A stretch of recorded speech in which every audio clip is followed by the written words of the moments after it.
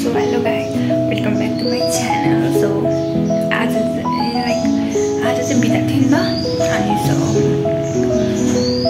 आज बिदा भएर म चाहिँ 8 बजे उठेर थिएँ क्या।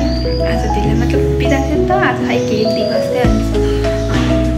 मलाई चाहिँ कतै बाहिर जानुपर्ने भयो। तर आज चाहिँ म फेरि गाउँ जान्छु। अरू त्यही हो, भिडियो मात्र बनाउँछु, लाइक बोलेर चाहिँ बनाउँदिनँ। अलिकति मान्छेहरू हुन्छ नि त अनि मलाई अलिकति अक्वर्ड लाग्छ। कुनै कुनै मिल्ने ठाउँमा चाहिँ अफकोर्स बनाउँछु। आजको ब्लग चाहिँ ट्राभलिङको।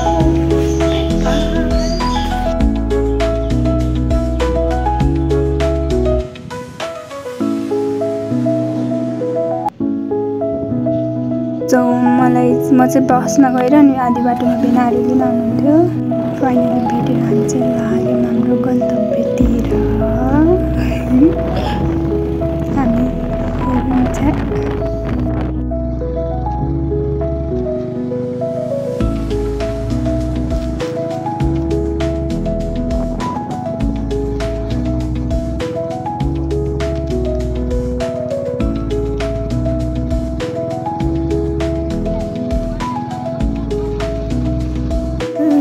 बाटोमा यस्तो चिसो थियो नि, यो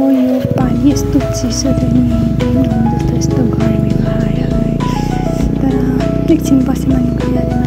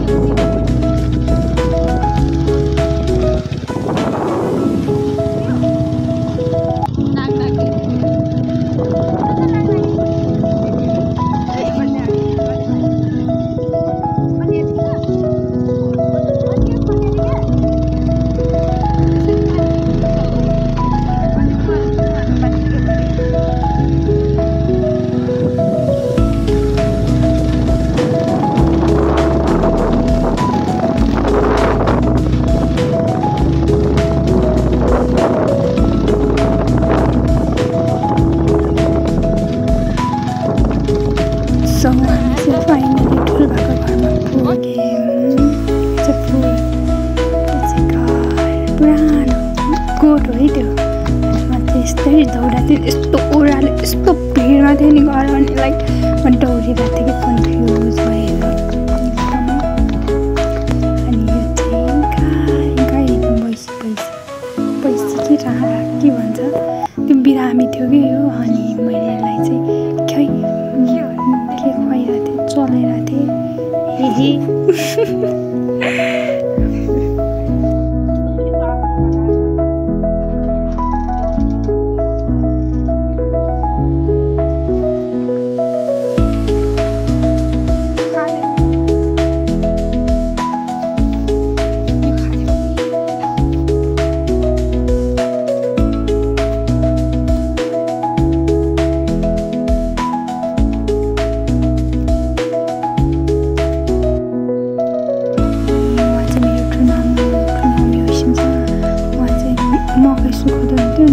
यस्तो टपमा खालको मेरो गाउँ चाहिँ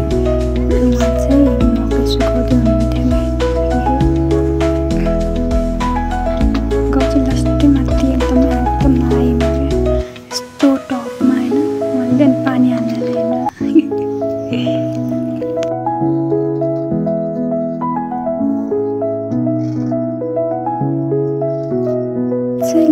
1 वर्ष हुँदा गएको थिएँ अरे अनि त्यसपछि म गाउँमै गएको थिएन कि अनि म यस्तो एक्साइटेडमेन्ट भएर होइन लाइक के खिचिरहेको थियो किनकि पहिला देखेको थिएन नि त मैले अनि त्यही भएर बच्चादेखि काठमाडौँ पर्छ नि त अनि 1 वर्ष हुँदा गएको थिएँ अनि यादै छैन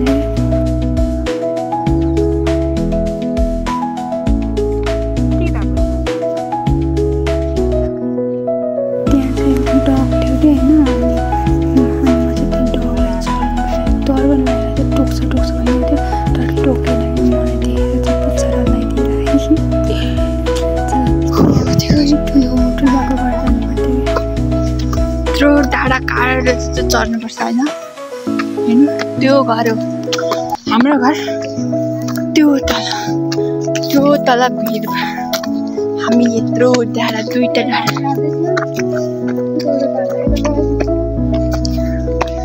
यहीँ ल्याएर आइज नि त घाँसको लोभ लाग्यो भाइ भैँसीलाई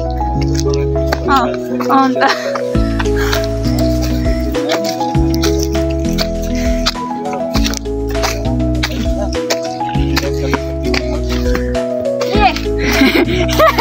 काम गर्ने खालु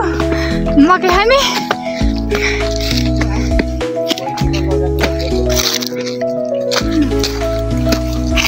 त्यो त हाम्रो दाइले बनाउँछ भन्न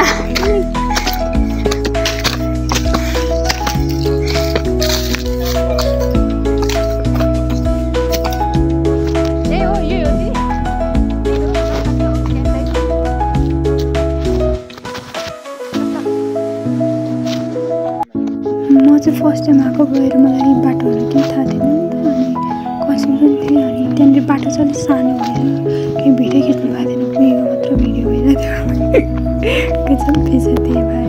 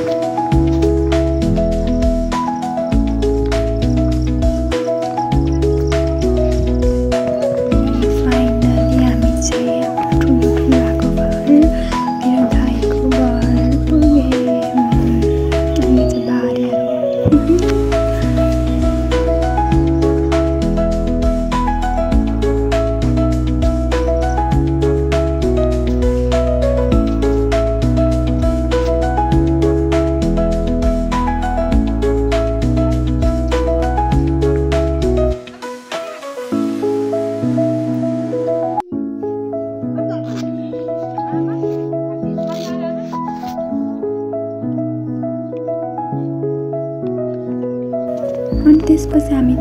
गाउँ गऱ्यौँ त्यहाँनिर मलाई कस्तो अफकोर्ड लागेर त कति वर्षपछि गएको होइन अनि त्यही भएर भित्र गएर चुपचाप बसेँ लाज लागेको मलाई केही थिएन कि गाइज म चाहिँ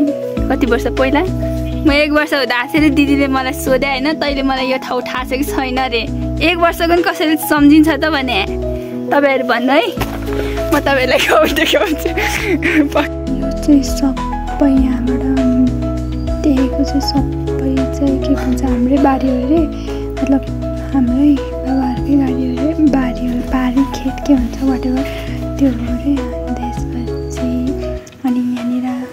पहिला यो चाहिँ पुरानो घर हो अरे क्या पुरानो त्यो चाहिँ भूकम्प पहिलासम्म त्यो छ नि त्यो चाहिँ अहिले गोड बनाएको रहेछ त्यो चाहिँ अनि तर त्यो चाहिँ एकदम ठुलो थियो अरे क्या एकदम ठुलो थियो अरे अनि त्यो चाहिँ पुरानो घरतिर अहिले चाहिँ गोड बनाएको क्या अनि भूकम्प आएपछि चाहिँ यो घर बनाएको अरे क्या भूकम्पपछि चाहिँ गाउँमा अनि हामी चाहिँ यता बस्छौँ नि त काठमाडौँ अनि यो चाहिँ पुरै यहाँ भएको हामीले जति नै आँखाले देख्छ नि त्यो सबै चाहिँ हाम्रो आफ्नै खेतबारी हो भन्नुभयो हामीले चाहिँ ठुलोहरूलाई कमाउनु दिएको अनि त्यसपछि चाहिँ हामी खाजासाजा खाएर एकछिन गफसफ गरेर बेला घर फर्किनु पनि त्यही त अनि त्यही भएर हामी बाटोमा त्यस्तै बाटोमा सिँगार हुन्छ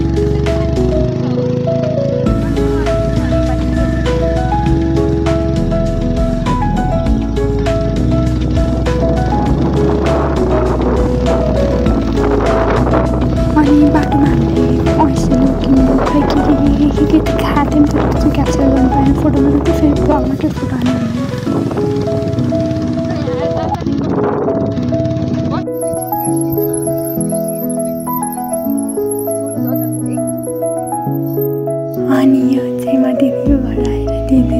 खाना बनाएको मलाई मतलब मलाई आगो बाल्नु हुँदैन अनि मलाई कस्तो त्यो हुन्छ नि लाइक के भन्छ एकदमै मन लागेर बनाएको थियो चाहिँ नुहार न त नुहार के गर्न मलाई खाना बनाएको अरे मलाई आउँदैन क्या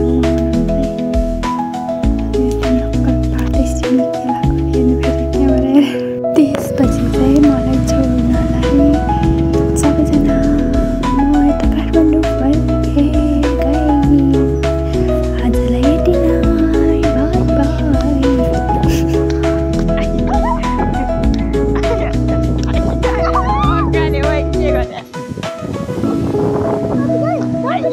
बाई बाई